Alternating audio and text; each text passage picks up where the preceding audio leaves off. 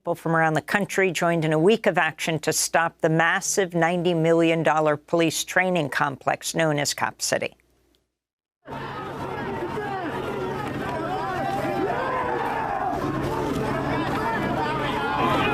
they're throwing tear gas into the crowd. They're throwing munitions. Yeah, that's tear gas. On Monday, police attacked peaceful protesters with tear gas, pepper balls, flashbang grenades as over 400 marched toward the sacred Willani Forest, the proposed site for Cop City. Participants included the parents of the environmental defender Manuel Esteban Terán, known as Tortuguita, who was fatally shot by Georgia state troopers during a raid on the Stop Cop City protest encampment in January. Viva, viva, Tortuguita! Viva, viva, Tortuguita! This comes as activists have been organizing for a citywide referendum on the project, which officials have tied up in court. Meanwhile, 61 people facing RICO or racketeering and domestic terrorism charges appeared in court this month as the state tries to characterize them as militant anarchists. Al Jazeera's Fault Lines recently covered all of this in their report, Now You're a Terrorist, Atlanta's Cop City Crackdown. Sharif Abdel-Qaddous spoke to environmental activist Sarah Wasilewski, one of the dozens charged with domestic terrorism for protesting Cop City. She described the January morning when Georgia law enforcement officers violently raided their protest encampment when state troopers shot and killed Tortuguita. So I was sleeping in a hammock with my partner at the time. We woke up around like 8, maybe quarter till 8 in the morning. Sarah Wasilewski had traveled from Pittsburgh to Atlanta and joined the protest for the weekend. So we were just laying in bed talking, and then all of a sudden we heard and saw just like 15 or so police in full military, like combat gear, like with AR-15s, just like coming through the woods directly at us. We were waiting to be put into a transport vehicle, and that's when I heard gunshots.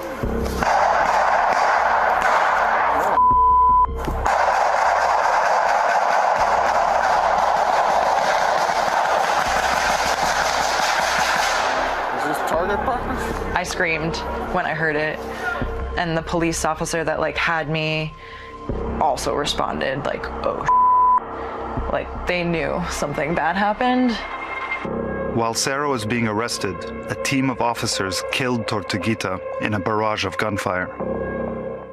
Sharif Abdel-Qaddous also spoke to indigenous forest defender Victor Puertas in a video call inside ICE's Stewart Detention Center in Lumpkin, Georgia, where Puertas was held for over 7 months since his arrest. After being released on bond from DeKalb County Jail, Puertas was immediately taken into custody by ICE.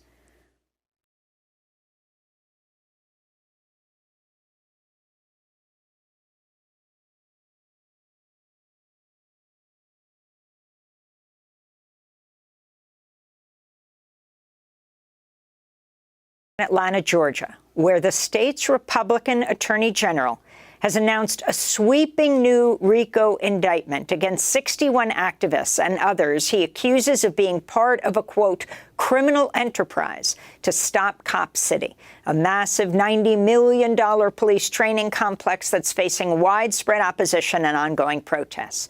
The charges were brought in Fulton County and approved by the same grand jury that indicted former President Donald Trump and 18 of his associates on RICO, or racketeering charges, brought by Fulton County District Attorney Fani Willis, who is a Democrat. At a news conference Tuesday, Georgia Attorney General Chris Carr and John Fowler, head of Georgia's prosecution division, laid out their allegations and why they brought the case in Fulton County. As alleged in the indictment, the defendants are members of Defend the Atlanta Forest, an anarchist, anti-police, and anti-business extremist organization. We contend these 61 defendants together have conspired to prevent the construction of the Atlanta Public Safety Training Center by conducting, coordinating, and organizing acts of violence, intimidation, and property destruction. Why Fulton County and not DeKalb County?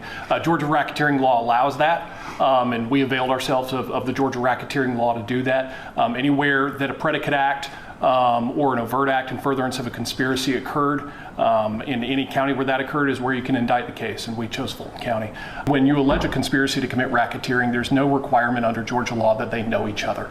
The whole purpose of the Georgia racketeering law is that they're all working in some way, shape, or form towards the same goal, and they formed a conspiracy to do that. That doesn't necessarily mean that every person has to talk to every single person. All you have to do is commit one overt act in furtherance of the conspiracy with the others, and then you can be guilty of racketeering. So that's why, is because it's a large case, and so if you want to tie everybody together and they're all trying to do the same thing, racketeering is the appropriate charge. In addition,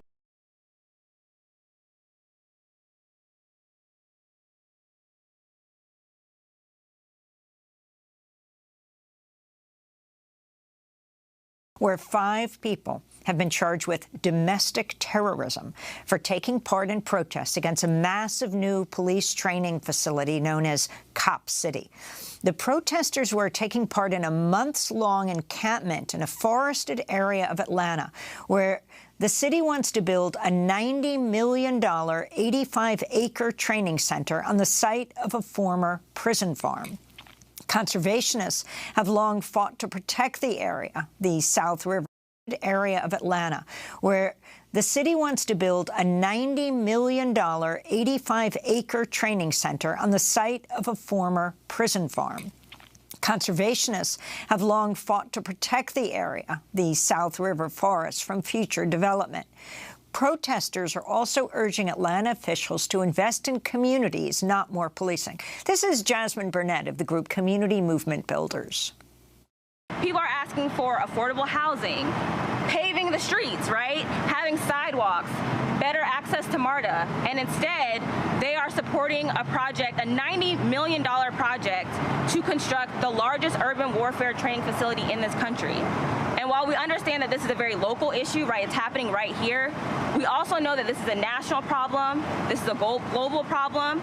The same tactics that they're using against forest defenders are the same tactics that the Israeli government is using against Palestinians, right? The same tactics that the U.S. military is employing in Africa through the AFRICOM program, right? This is a global struggle against the occupation of our communities.